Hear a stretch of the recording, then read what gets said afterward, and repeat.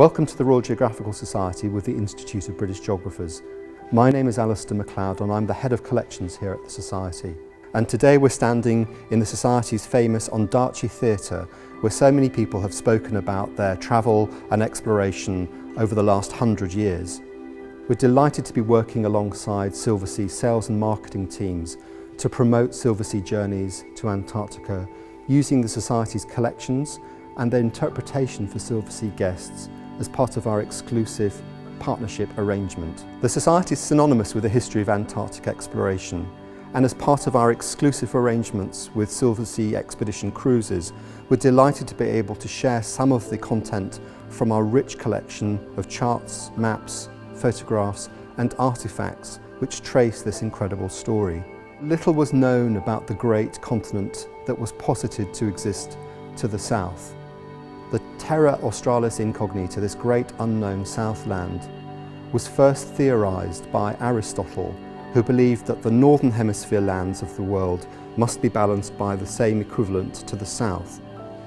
The theory was developed by Claudius Ptolemy, the geographer working in 2nd century Alexandria at the Library of Alexandria, and he began to map with very little information what he thought might be the land to the south.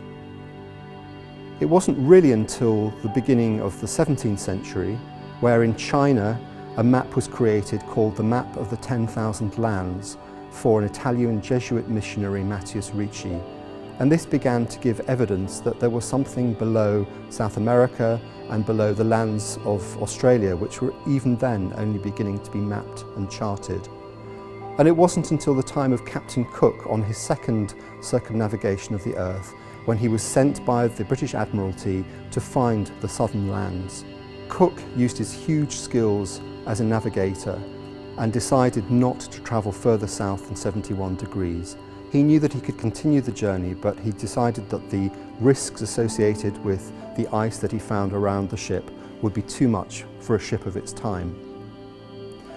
And of course, the great age of polar exploration in the Antarctic began and was led by the Society at the very beginning of the 19th century. And one of the key figures associated with that enormous legacy of science and exploration is Sir Ernest Shackleton. And this year we celebrate the centenary of the famous Trans-Antarctic expedition led by Shackleton on board the ship the Endurance.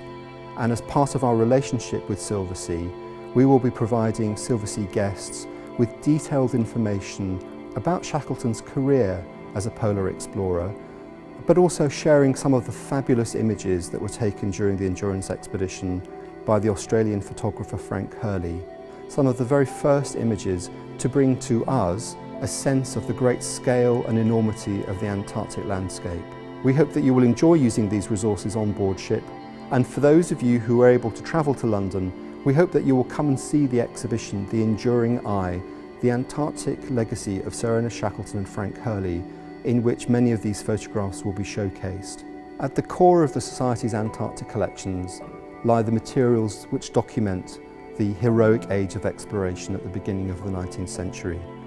And we hope that guests with Silversea will find added benefit in reading some of these early accounts, looking at some of the images that were captured by these men travelling on the first expeditions, which will in turn enhance your own experiences on board ship. The Society's collections are stored and accessed via the foil reading room. We're now going to go downstairs to have a look at some of these iconic items relating to the history of Antarctic exploration. Welcome to the Society's foil reading room, which is the portal to access all of the Society's collections, and I have with me today some of the key Antarctic items relating to Shackleton. Shackleton's role in the Antarctic really began on the first expedition that was funded by the Society, the Discovery Expedition. And the Discovery was a purpose-built ship, a scientific vessel created for the expedition under the aegis of the Society, the Royal Society and the British government. As a result of that expedition, on which Shackleton served as the third officer, he became aware of the grandeur and beauty of the Antarctic, but he also had a yearning to return following that expedition to take his own expedition, and that was the Nimrod Expedition. Shackleton was one of the very first proto-modern explorers. Unlike Scott, he wasn't funded in total by the British government or in fact by the Society, and had to learn to live by his wits to raise the funds that he needed. And one example of an item that we have here is the Burberry Balaclava helmet that was worn by Shackleton on the Nimrod Expedition. As you can see, it's been through quite a lot of use. All of these male explorers on the heroic age of exploration had to be prepared to carry out running repairs on their clothing when they were on the expedition. So you can see all of the stitching which has been carried out by Shackleton to mend this balaclava. Made by Burberry, it was part of the clothing ranges that they created, which would ultimately end up being developed into the clothing worn by military officers in the First World War. Shackleton has written a message on the Burberry helmet, which he presented to somebody called Frank Thornton, who was a theatrical impresario. And Thornton gave Shackleton lots of advice on how best to promote the outputs from his expeditions to the public in Britain. The Nimrod expedition was a very successful one for Shackleton in that he reached the then furthest point south, and the Royal Geographical Society awarded him this medal, which we have here at the Society today, for his efforts. However, it also demonstrated Shackleton's enormous skills as a leader of men. In reaching the point south, he could very easily have continued the journey to reach the South Pole, but instead turned back, knowing that although he might have reached it alive, he and his companions would almost certainly have died before they could return to safety. And as a comment on that expedition, Shackleton said, "It's better to be a live donkey than a dead lion." The expedition set out in 1914 as the shadows of war gradually began to gather over Europe. And in fact, before departing, Shackleton had sent a telegram to the War Office suggesting that he and his men and their ship, the Endurance, could be made available immediately for war service. The expedition had been very carefully planned by Shackleton, and here we have a menu from an annual dinner which was held in 1914, which was really a fundraising opportunity for Shackleton. Sitting next to another guest at the dinner, he was asked towards the end of the evening what was his next great plan.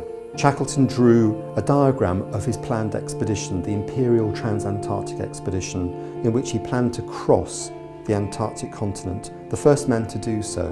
Shackleton viewed this as being the next and perhaps the last great opportunity for exploration in Antarctica, as Roald Amundsen had beaten Scott to the pole. As soon as the Endurance reached the Southern Ocean and then finally the Weddell Sea, the ice conditions became much more severe than he'd anticipated, and by the early spring of 1915, the Endurance was locked in the ice in the Weddell Sea. The currents and flow of ice around the Weddell Sea were so very destructive that by the autumn of that year, Shackleton knew that the ship itself was going to be broken by the ice. Moving on to the core of the exhibition here at the Society this autumn. The exhibition is focused very much on the photography of Frank Hurley, the Australian photographer who was selected by Shackleton to document the expedition in film and in stills photography.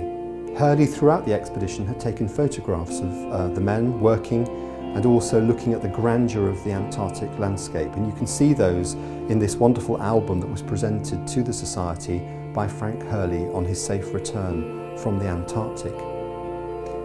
This model demonstrates the ship in its final stages of destruction before it sank beneath the ice on the 21st of November 1915, which is the exact date that we will use to commemorate the centenary by opening the exhibition here in London. As the ship sank beneath the ice, Shackleton and Hurley dove back onto the ship to collect as many of the glass plate negatives that had been created by Hurley in the lead up to this point in the expedition. Shackleton saw the great value of these images in recording the achievements of the men to date, and he sat with Hurley discarding images which they considered to be less of value than others, and ultimately they collected about 128 images. Those 128 glass plates were then carried by the men on the onward journey to rescue.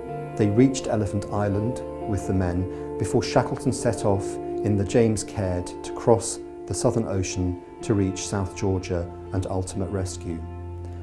From the point of destruction of the ship, Shackleton had confirmed that each man could carry 8 pounds in weight of personal possessions. And of course the glass plates made up a huge part of the weight that Hurley was prepared to carry. Shackleton himself had been given a copy of the Bible by Queen Alexandra to carry on board the expedition, and because of its weight he discarded it onto the ice, thinking he had perhaps far better things to carry for the onward journey. And this was in fact picked up from the ice by able seaman MacLeod, who then took it, seeing its value, and then returned it to the Shackleton family after the expedition and the safe rescue had been completed. So the core of the exhibition here in London will be the extraordinary set of 68 glass plates which the Society owns and which it has held in its collections since the 1930s. Our exhibition will fully digitise all of these plates, bringing out much of the detail which appears in the background, in landscapes, and in some of the intimate photographs that were taken by Hurley on board the Endurance in the wardroom, which was nicknamed by the men the Ritz.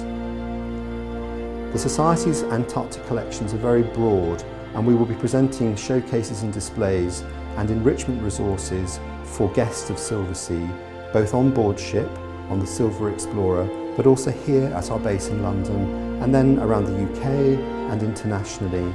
And we hope that you will be able to enjoy seeing these items and that they will inspire your own journeys to the Antarctic continent.